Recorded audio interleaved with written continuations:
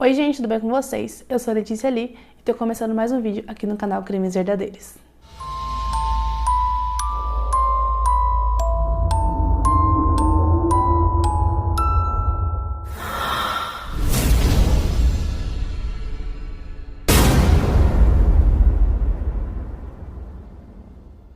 Lana e Steven eram um casal de meia-idade que tinham um futuro promissor juntos. De fora, quem os conheciam diziam que eles tinham tirado a sorte grande por terem encontrado um ao outro.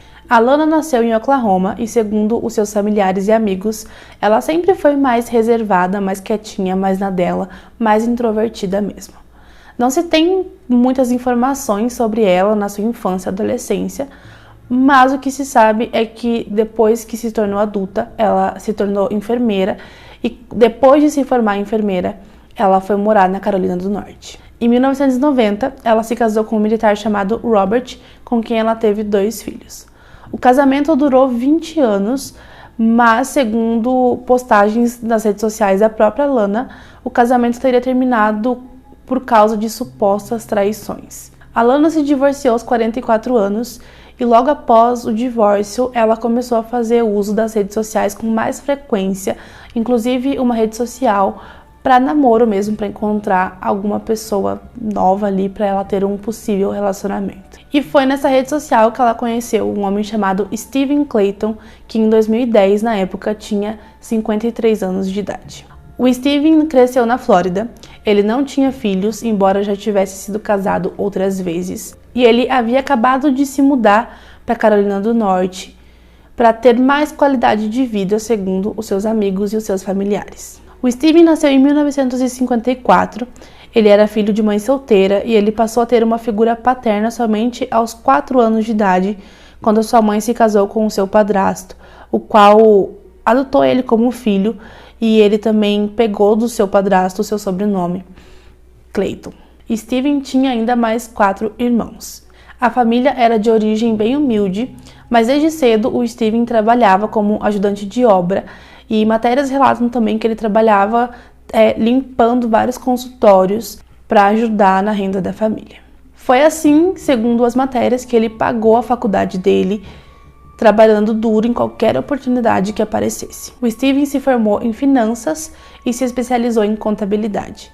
Na década de 80, o Steven se tornou um grande empresário. Ele criou um negócio de fisioterapia de grande sucesso voltado para lesões esportivas. Segundo colegas de trabalho, o Steven era um visionário e estrategista e ele era um dos melhores no ramo dos negócios. Determinado e muito focado desde sempre, uma vez aos 20 anos de idade, o Steven disse que se aposentaria aos 40 e realmente isso aconteceu, quer dizer, quase. Ele se aposentou aos 41 anos de idade. O Steven gostava muito de música, ele também era apreciador de artes tais como pintura, esculturas. Ele também gostava muito de jogar golfe e ainda era um apreciador de bons vinhos e bons charutos. No final de 2009, o Steven então resolveu deixar a Flórida e se mudar para Carolina do Norte para tentar levar uma vida melhor, com mais qualidade de vida realmente, como eu disse. Então ele deixou toda a sua família lá na Flórida e foi sozinho morar na Carolina do Norte. Quando foi embora da sua cidade, o Steven disse à sua família que ele tinha certeza que um novo tempo era chegado na sua vida e que ele tinha certeza que seria um tempo muito bom, onde ele realizaria ainda coisas que ele não havia realizado. O Steven já tinha tido outros relacionamentos, embora eles não fossem tão duradouros assim. Ele já havia sido casado 5 ou 6 vezes, mas a sua família diz que ele realmente era muito exigente e ele procurava pela pessoa perfeita que realmente o fizesse feliz como ele merecia. E foi nesse momento que a Lana entrou na vida do Steven.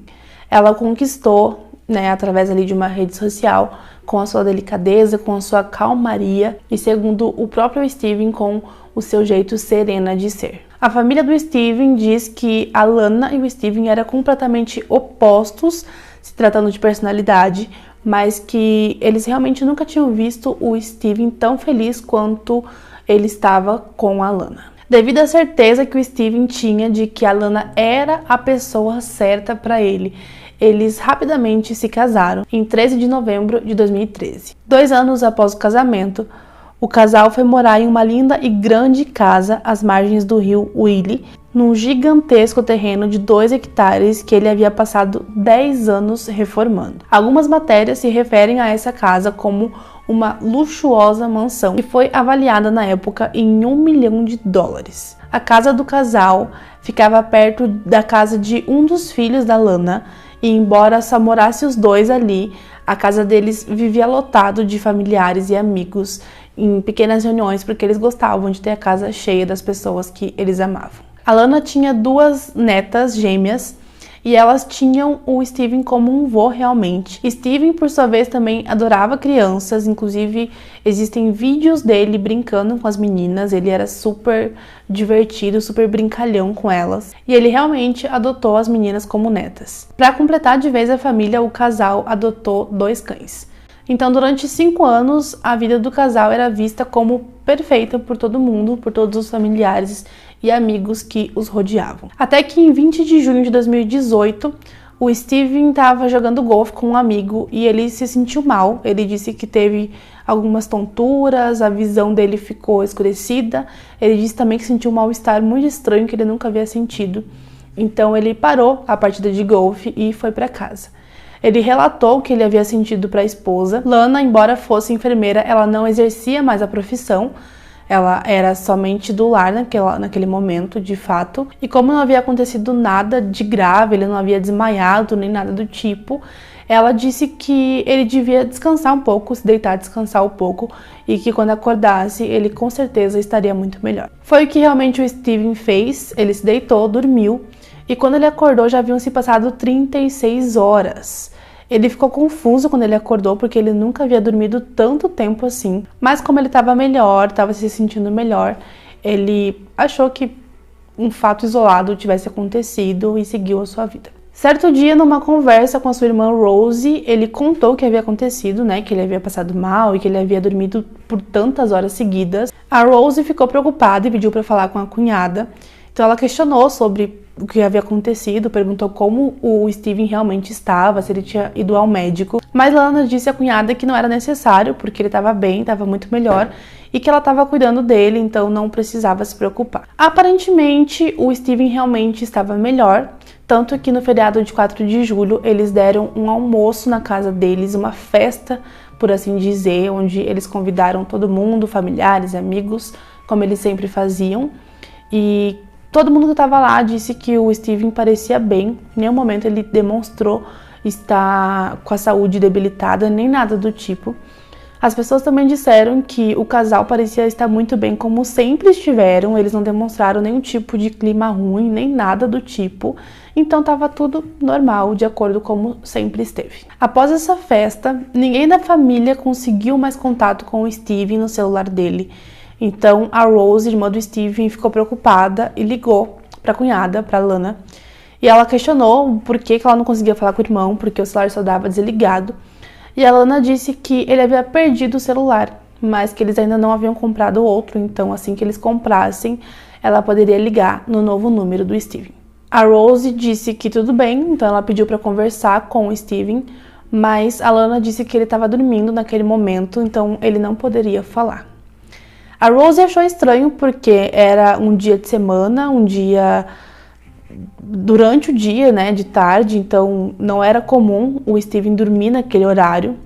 Mas mesmo achando estranho, ela pensou que, sei lá, ele podia estar só realmente cansado, descansando, e assim os dias seguiram. Então, em 21 de julho de 2018, um homem chamado James estava passeando com a sua moto, até que ele chegou em uma certa altura de uma rua e ele viu uma mulher na rua desesperada, acenando, pedindo ajuda. Ele parou e foi ajudar aquela mulher. Então a mulher começou a gritar para ele, dizendo que era para chamar a emergência, porque o marido dela tinha caído da escada e estava desacordado e ela achava que o marido estava sem vida. Essa mulher era a Lana. O James, então, prontamente ligou para a emergência. Enquanto isso, a Lana foi até a casa do vizinho mais próximo. E esse vizinho era o Terry Floyd. O Terry disse que estava em casa, tranquilo, quando escutou alguém quase derrubando a sua porta. Quando ele atendeu, era a Lana dizendo que o Steven havia caído da escada e que ele estava desacordado e que ela achava que o pior havia acontecido. Então eles rapidamente foram até a casa da Lana e do Steven. Somente o Terry entrou na casa, a Lana ficou sentada num degrau ali fora. E praticamente junto com o Terry, a polícia chegou também na casa. Assim que os policiais que estavam na viatura que foi mandada para o local entraram na casa, eles viram o Steven caído ao pé da escada. Ele estava de bruços e estava coberto com um lençol. O policial rapidamente constatou que o Steven realmente já estava sem vida e nada mais poderia ser feito por ele. Os policiais então foram conversar com a Lana para entender o que havia acontecido ali. E a Lana disse aos policiais que ela estava no jardim aparando algumas flores, cuidando do jardim, enquanto seu marido descansava no quarto do casal. Ela disse que ele vinha sofrendo com vertigo há dias, que é um distúrbio caracterizado por vertigens recorrentes, e a suspeita dela era de que o Steven estava dormindo, descansando, acordou e quando foi tentar descer da escada, ele provavelmente deve ter tido uma vertigem, acabou caindo, batendo na cabeça, enfim, e ter acontecido aquilo. Mesmo aparentemente sendo uma morte acidental, né? O policial precisava cumprir um protocolo, então ele começou a averiguar a casa ali, a escada, ele foi até o quarto, né? Ele foi dar aquela averiguada para ver se tinha algum indício de que alguma outra coisa havia acontecido na casa, talvez uma luta corporal, alguma coisa do tipo, mas não havia indício nenhum de nada desse tipo. A equipe de perícia chegou no local e começou o trabalho. Ainda ali no local, a perita percebeu que no corpo não haviam marcas condizentes com uma queda acidental. A perita também notou que havia um tapete na escada e que o tapete estava completamente intacto, ele não havia sido mexido, o que era algo bem estranho, porque se o Steven havia caído ali da escada, provavelmente ele teria enrolado o pé ou, no mínimo, o tapete estaria desarrumado, mas isso não aconteceu. Então a perita determinou que o Steven havia falecido devido a um infarto, o que ela disse que provavelmente ele até teria conseguido descer até o final da escada, isso explicaria o tapete intacto, mas que chegando ali no final da escada, ele provavelmente teve um infarto e acabou caindo ali de bruços. Porém, para um dos policiais que estavam ali naquele local, naquela casa, haviam pelo menos 2 pontos muito intrigantes que estavam mexendo com ele. Haviam pelo menos 2 telefones naquela casa, então eles não entenderam por que Lana, quando encontrou o marido ali caído, imediatamente não ligou para a emergência, por que ela teve que sair correndo para pedir ajuda para alguém ligar, né? Se ela tivesse ligado, seria muito mais rápido, e se realmente foi um infarto, né, teria muito mais chance de conseguirem salvar o Steven. A outra questão é que Lana era enfermeira, embora ela não atuasse mais, ela sabia fazer alguns procedimentos ali e ela não havia feito nenhum tipo de massagem cardíaca, nada assim que pudesse ajudar o marido dela. Então o policial achou aquilo um tanto quanto estranho. Depois que o trabalho da perícia foi concluído, depois que removeram o corpo de Steven da casa, os sobrinhos dele e da Lana achavam que tinham que ajudar a Lana de alguma forma, porque ela estava em choque, né, por tudo que tinha acontecido. Eles sabiam que ia demorar todos os trâmites ali do funeral e tudo mais, porque lá nos Estados Unidos é muito diferente do Brasil. Toda essa questão do funeral geralmente demora dias, até 3, 4 dias para realmente acontecer o funeral de fato. Então não tinha muito o que ela poderia fazer naquele momento, a não ser descansar para as fortes emoções que viriam pela frente. Então os sobrinhos queriam ajudar de alguma forma e pensaram que se eles ajudassem a organizar a casa ali, né, arrumar o quarto, a cama, eles queriam tirar os lençóis onde o tio estava deitado nas últimas horas de vida, queriam preparar o ambiente para que realmente a Lana descansasse. Então, ao entrarem no quarto do casal, os sobrinhos notaram um cheiro muito forte de urina, mas era assim, muito forte, segundo eles. E eles viram que aquele mau cheiro vinha do colchão. E mexendo no colchão, eles viram que o colchão estava ainda molhado, encharcado mesmo. Então, isso mostrava que aquela urina era recente. Embora pelo mau cheiro dava para ver que tinha muita urina ali, que alguém já vinha urinando naquele colchão há muito tempo, e também tinha urina recente ali. Segundo os sobrinhos, não havia condições nenhuma daquele colchão continuar ali, então mais que depressa eles tentaram remover aquele colchão naquele quarto, Mas para vocês terem noção, o jeito mais normal e comum de tirar o colchão dali seria tirando ele pela porta, descendo as escadas e levando para fora.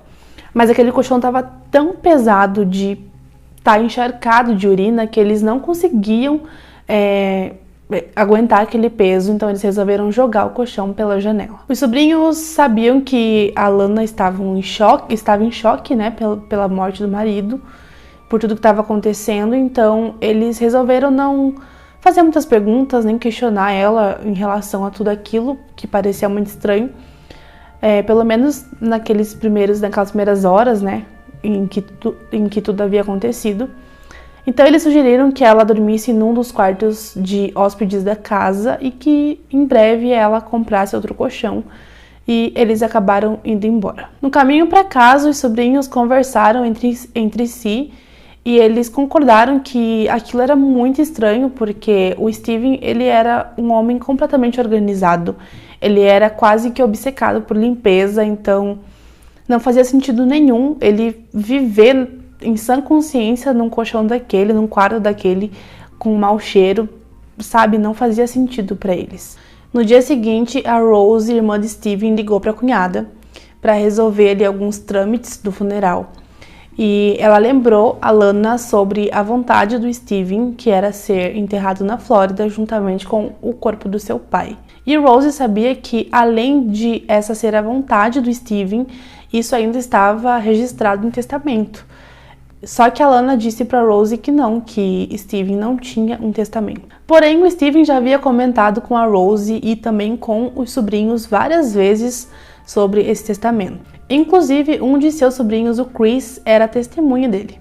Então, Rose, que já estava achando muitas coisas estranhas nisso tudo, juntando o fato do irmão ter ficado doente do nada, juntando o fato dele ter ficado sem celular, incomunicável praticamente nos últimos dias, o colchão, que ela já sabia da história do colchão, mais essa história do testamento, ela então entrou em contato com um advogado que era amigo do Steven, e ela pediu para que esse advogado contatasse um legista e pedisse um exame toxicológico no corpo do Steven. A legista então aceitou fazer o exame toxicológico com uma ordem judicial, claro, mas durante essa conversa com a legista, o advogado descobriu que o corpo do Steven já estava sendo encaminhado para o crematório local ali da cidade, e tudo isso com a permissão da Lana. Segundo as leis da Carolina do Norte, se não há testamento da pessoa falecida, deixando claro ali as suas exigências quanto ao seu funeral e tudo mais, a família é quem decide o que será feito.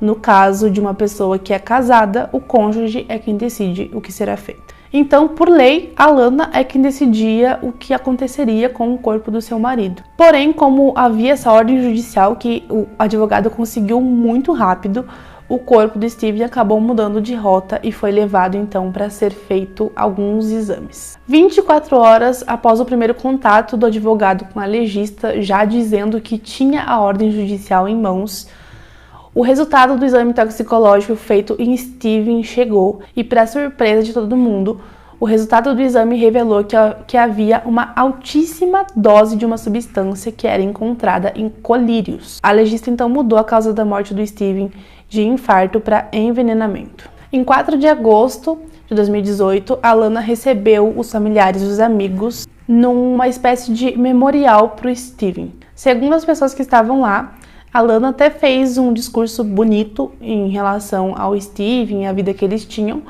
mas que ela não demonstrou muito sentimento, muita emoção, e parecia que ela estava muito ansiosa para que as pessoas fossem embora logo do local. Em 6 de agosto de 2018, a Lana entrou com uma ação judicial de inventário como única beneficiária dos bens de Steven. Logo em seguida, ela trocou todas as fechaduras da casa. Tinham alguns familiares do Steven que tinham algumas cópias de algumas portas da casa, então ela trocou todas as fechaduras. E enquanto isso, a polícia já tinha aberto uma investigação contra ela, lógico, por conta do resultado do exame toxicológico e da desconfiança da família em relação a Lana. E em 29 de agosto, a polícia finalmente conseguiu um mandado de busca para a residência da Lana e do Steven. Durante essa busca, os policiais viram que a Lana já havia tirado tudo que era do Steven da casa. Ela tirou roupas, fotos, objetos de decoração, praticamente toda a decoração da casa que ele tinha feito, ela tirou tudo. Não havia nem fotos do Steven mais dentro da casa e ela simplesmente deu fim nas coisas, ela sequer deu as fotos do Steven para os familiares. Os policiais acabaram descobrindo também que ela já tinha até contratado uma arquiteta para fazer toda a decoração nova da casa. E na busca ali dentro da casa, eles acabaram encontrando vários frascos de colírio, alguns vazios e alguns ainda cheios. No dia seguinte, a Lana foi chamada para depor. O investigador responsável pelo caso disse a ela que no exame toxicológico feito em Steven havia apontado envenenamento. A explicação que ela deu foi que o Steven era viciado em drogas. Ela disse que a família dele não sabia, que só quem sabia era ela, que só quem passava aquilo realmente de perto era ela. Ela disse ainda que ele usava vários tipos de drogas, inclusive medicamentos e colírio. Só que o investigador não havia falado para ela qual tipo de droga era. Então, quando ela disse colírio, eles já viram que, ela praticamente se entregou. Só que mesmo ela tendo falado sobre o colírio, eles ainda assim não tinham nenhuma prova contra ela concreta, então eram só evidências e uma coincidência, muito forte, mas uma coincidência. Então eles não conseguiram provar que ela realmente tinha alguma coisa a ver com o envenenamento e a morte do Steven, então eles tiveram que liberá-la. A Lana foi para casa, ela estava bem nervosa porque ela sabia que a polícia estava investigando. Então ela ligou para o investigador e disse que precisava conversar com ele, e ela disse que precisava contar algo que ela não havia contado. Então 2 investigadores foram até a casa da Lana e lá ela confessou que realmente havia administrado aquela substância ao marido, mas ela disse que não tinha intenção nenhuma de matar ele nem nada do tipo. A Lana disse que só queria fazer com que o Steven ficasse desconfortável, pois, segundo ela, era isso que ele fazia quando era abusivo com ela. Ela acabou contando também aos investigadores a forma como ela agia, colocando a substância na comida e na bebida do Steven, então ele acabava ingerindo sem ao menos perceber que tinha alguma coisa ali. Ela disse à polícia que ela começou a fazer aquilo apenas 4 dias antes do Steven acabar falecendo, mas não é o que mostram os exames. Os exames realmente revelavam que ele estava sendo envenenado já fazia muito tempo, e isso realmente bate essa informação com o tempo já que ele vinha se sentindo mal, tendo vários tipos de sintomas típicos de envenenamento. Depois de confessar à polícia o que fez, a Lana tentou contra a sua vida tomando vários medicamentos, mas ela acabou indo para o hospital e sendo presa lá mesmo. Ela foi acusada por assassinato por envenenamento e adulteração ilegal de alimentos. Os bens do Steven foram bloqueados pela justiça, então dessa forma a Lana não tinha como pagar um advogado, então um defensor público foi designado para defender ela. Durante a audiência preliminar, o advogado da família do Steven pediu ao juiz a pena máxima para Lana. Os advogados da Lana tinham a defesa baseada numa alegação de que Lana sofria de um transtorno pós-traumático depois que ela foi abusada na adolescência, o que fez com que o suposto comportamento agressivo do Steven fosse um gatilho para ela acabar explodindo, estourando e fazendo o que não devia. Porém, os promotores insistiram que Lana não sofreu nenhum tipo de gatilho quando o seu ex-marido a traiu várias vezes e também foi abusivo com ela. Eles disseram ainda que isso talvez porque ele não tinha, o ex-marido não tinha nenhum tipo de herança, nem tanto dinheiro quanto o Steven tinha. Eles reafirmaram ainda que o motivo da Lana ter feito o que fez foi por pura ganância, declarando ainda que a Lana havia dado sumiço no celular do marido para que ele não falasse com ninguém e dado fim também ao testamento de Steven. Durante as investigações, os policiais acabaram encontrando o celular de Steven num lago próximo à casa deles, e também um vizinho disse que uma noite antes do Steven falecer, a Lana fez uma grande fogueira no quintal de casa e eles acreditam que provavelmente ela tenha jogado o testamento nessa fogueira. O promotor ainda deixou todos estarrecidos no tribunal quando ele fez uma revelação sobre algo chocante que aconteceu em 2016. Em 2016, a Lana acertou a cabeça do Steven com um tipo de flecha, é chamado de besta o objeto, a arma ali, que é como se fosse uma flecha, um arco em flecha. enquanto ele estava dormindo.